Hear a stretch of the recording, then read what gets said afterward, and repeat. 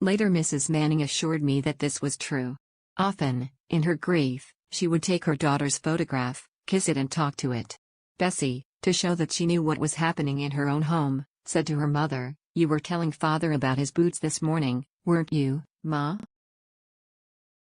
"That is quite right," replied Mrs. Manning. "You said they wanted mending, didn't you, Ma?" "I understand what you mean, Bessy," was the answer. "My Ma," I called her Ma, said Bessy. In repeating Bessy's words to enable the stenographer to record them verbatim, I thought that Bessy once said mother.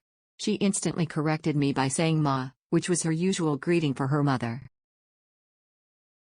More evidence followed as Bessy referred to the beads that her mother was wearing, saying that these were once her property, and that she had worn them before she died.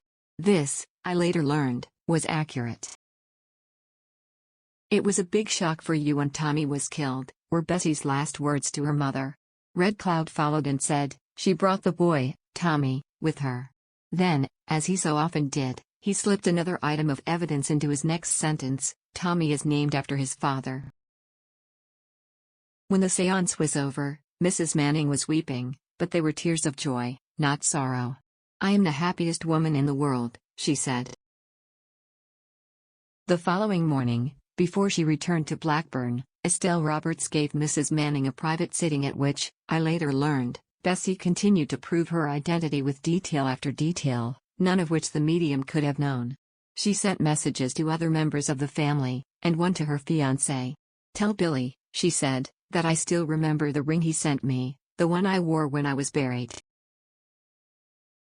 A few days later, Mrs. Manning sent me this letter, doubtless so that I could have her own testimony. "I'm writing this for the comfort of others, knowing I shall be ridiculed by some, laughed at by a few, but blessed by many. My only son, whom I adored, was killed by a motor. He was a dear little chap, who loved me very dearly. I was frantic, utterly crushed. I lost all hope. All my ambitions lay buried in his grave.